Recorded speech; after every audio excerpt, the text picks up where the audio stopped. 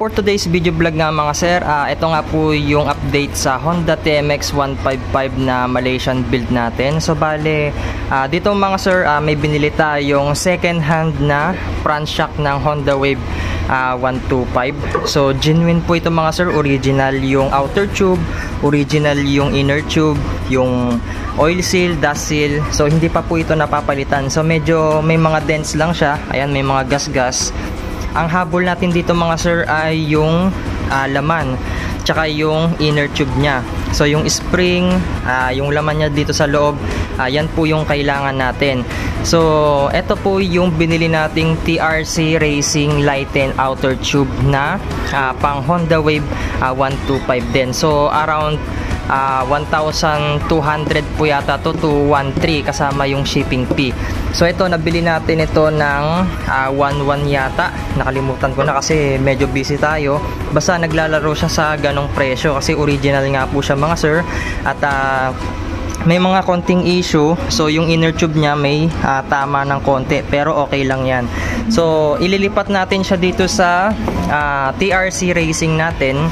So bali ito yung TRC outer tube natin mga sir, no? So napakagaan nito. So bali ganito yung itsura niya. Ayan, kung mapapansin din ninyo, halos same lang din sila ng butas dito. So yung pangharap natin, yung braking system pang Honda Wave 125 din, pati yung bracket natin para tugma po lahat, no? So eto, nagtanong-tanong tayo sa mga expert. Ayan, tinanong natin kung ano yung mga tamang piyesang bibilhin natin, no? So dito, medyo maliit yung inner tube ng Honda Wave 125 natin. So meron pa tayong bibilin dito na extension. So para maganda po yung kakalabasan nung tayo ng Honda TMX 155 natin, kasi medyo bitin itong inner tube nya. Kasi kapag ka XRM po, medyo mahaba na siya, parang ganun sa Honda TMX 125 natin, yung sa disc brake conversion. So ayoko kasi ng medyo mahaba yung inner tube, yung nakataas pa na ganun. Gusto ko yung saktuan lang. Kasi itong i-build natin, pang motor show lang po ito mga sir. So hindi ko po ito gagamitin na pang long ride or pang daily, kasi meron tayong pang long ride dito na Honda Click, yung TMX natin, papagawa natin ng kulong-kulong para doon natin isasakay yung 155 natin na pang motor show. Ipang si-service na rin natin yung TMX 125 natin kapag ka may kulong-kulong. So ito, check natin mamaya, punta tayo ng shop. Tignan natin kung magkano lahat yung magagastos natin. At bago tayo magsimula mga sir, kung gusto nyo bumili ng outer tube na TRC Racing, maglalagay po tayo ng link dyan sa baba sa pin comment at dyan sa description box, para kapag gusto nyo pong bumili ay meron po kayong mapagbibilihan dyan sa Shopee, at rekta Shopee na po kayo. At huwag nyo sana nakakalimutan na mag-subscribe sa channel natin and i-click yung notification bell para sa tuwing nag-upload po tayo ay lagi po kayong ma-notify at lagi kayong updated. At simulan na natin.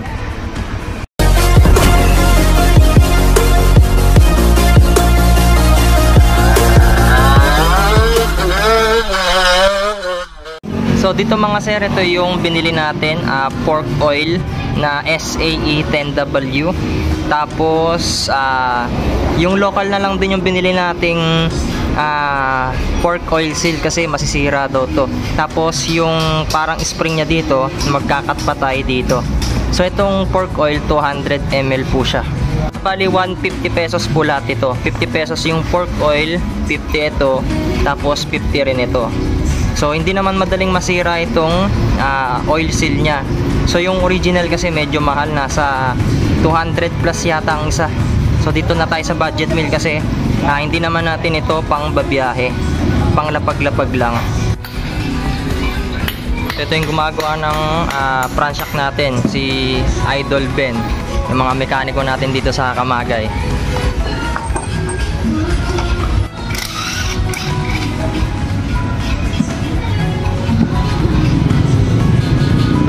Ang hirap maghanap ng laman loob nito. Meron talaga. Pero hindi naman agad-agad pa niyan tol, no? Tatagas niya kasi may tama siya dito. Mga ganyan, no? Pati dyan sa baba. Hindi, may gagawin akong gagawin ko naman. Mabawasan ko yung spring. Yung spring? Ay, para tumas siya? Hindi. Para umiktik yung oil seal, hindi ba talaga? dito, no? Yung katulad sa ginagawa mo dati, eh. Tsaka ang kagandahan dyan, original kasi yung laman loob niya, no? Saan mo nakuha ito? Sa tropa. Etong kanya tol, dust seal, okay pa to, eh. Okay, sir. Ay, kaso may tama na rin, no? Palitan ko na rin kaya. Okay pa to. Okay. Di bali, madali lang naman palitan to, no?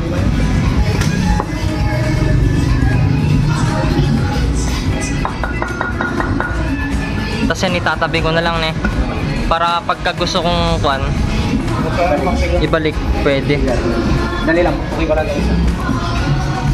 So dito, nilalagyan muna ng pangbala ng Allen wrench, tapos pupukpukin. Para madaling paluwagin. Tapos tsaka sa iraratchet.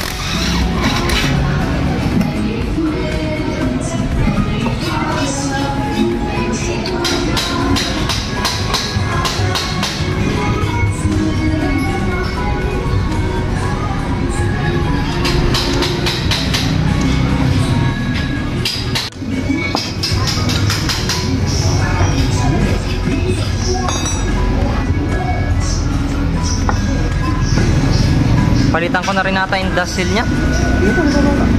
So ito, hindi muna natin pinalitan kasi wala nang dust seal. Pero okay pa naman siya, no? Okay.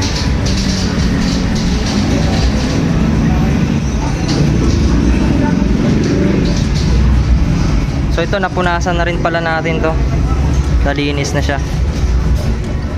Ito lang yung tama niya, yo. Ba't nakikita ko sa iba tol, nililihan nila to?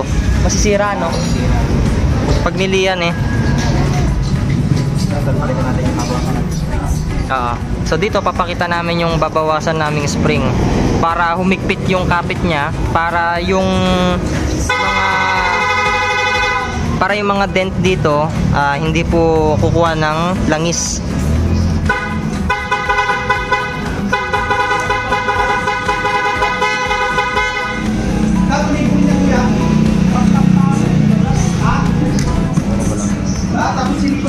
Cutter. Kailangan matalim yung cutter mo, no? Tapos i-roascast mo siya.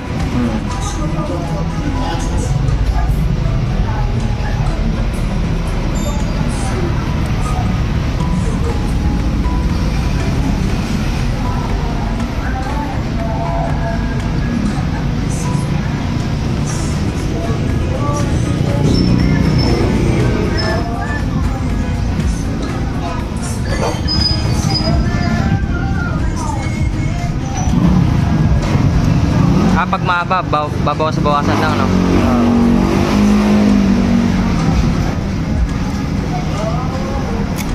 Tsaka para, paano, dapat walang hiblan, eh.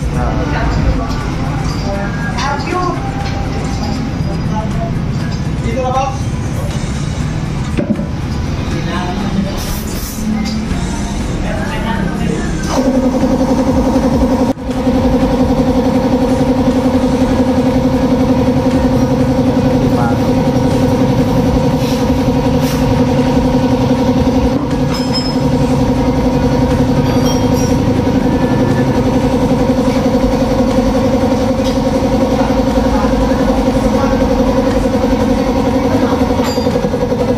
Bali ganito yung magiging itsura niya, pati dun sa isa. So hindi ko na ipapakita kung paano yung gagawin dun kasi ganito rin yung ginawa niya. Tapos niya nilalagay na yung oil seal dito sa outer tube natin.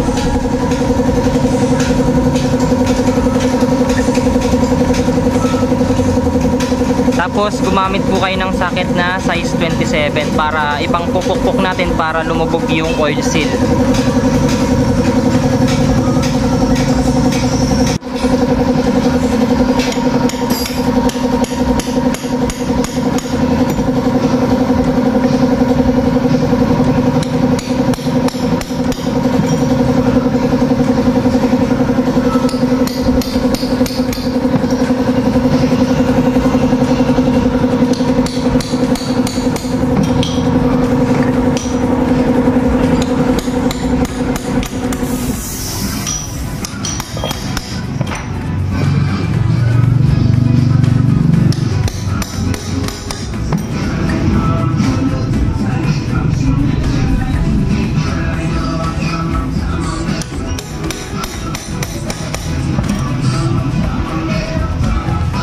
dito tapos na rin yung kapares niya. Tapos ilalagay na natin to.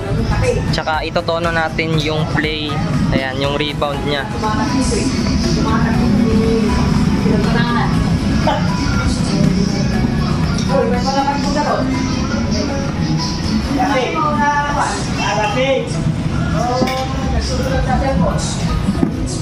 Yung level mo.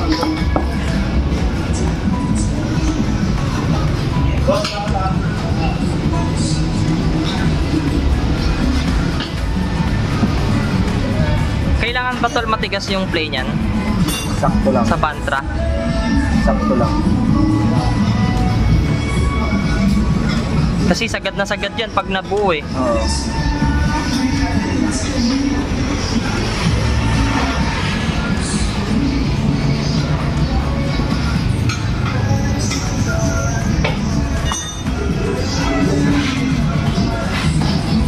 So dito kalahati lang din yung ilalagay natin. Tapos yung kalahati nun dito rin.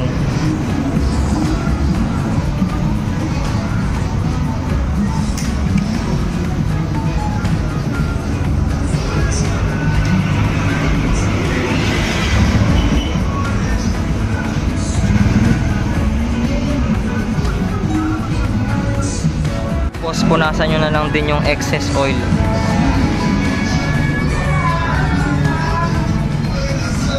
And then ipasok nyo na rin dito sa outer tube.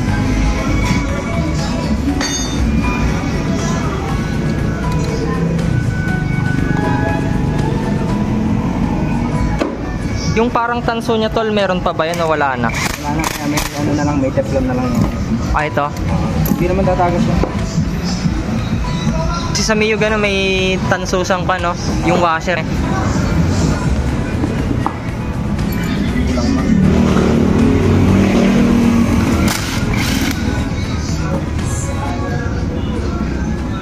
Pag kulang, magre-refill lang ulit tayo.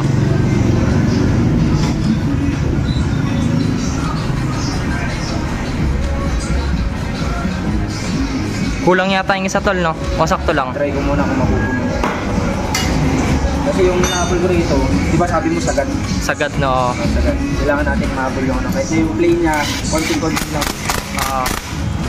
Kaya ito tono eh. Oo.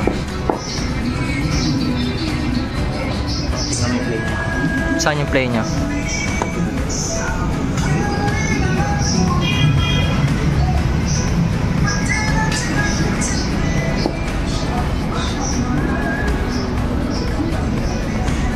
Saan yung play niya? Gandito no? Di na tayo maglalagay ng mga pampatigas.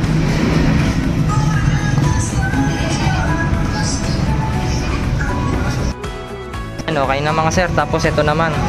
So kung paano yung ginawa natin dito, ganun din yung gagawin.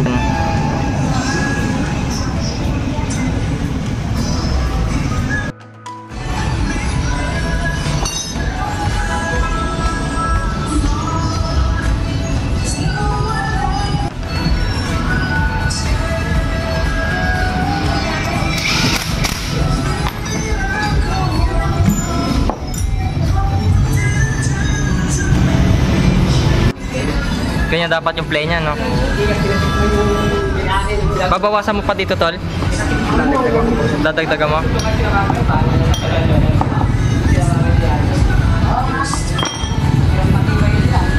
Dapat ganito yung play niya.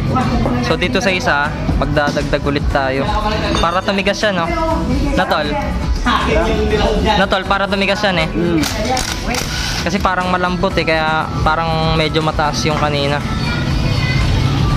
So ipapantay natin siya.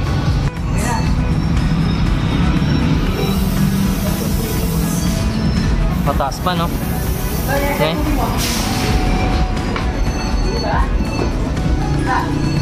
Ayan, ganyan lang yung gagawin ninyo. Kalas kabit, dagdag, bawas yung gagawin. Hanggang sa makuha na yung tono niya.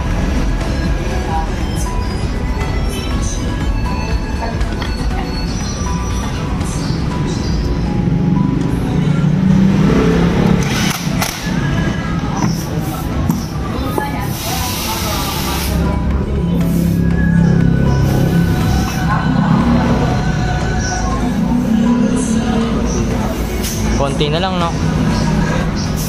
And konting dagdag pa.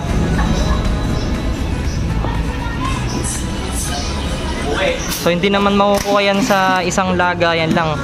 Nasa pagtotono po yan. Kaya dapat meron po kayong mahabang pasensya para makuha natin yung magandang play. Tsaka dapat pareho yung play niya dito sa magkabilaan. Hindi pwede yung mataas yung isa, mababa yung isa. Kailangan pantay po.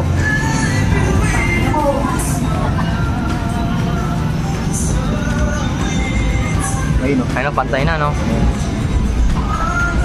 Okay na.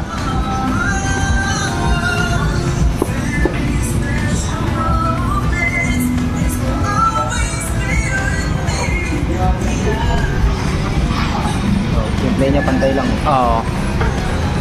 So bali nakawin na nga tayo mga sir at nagawa na nga yung front shock natin. So bali ito na po yung kakalabasan niya.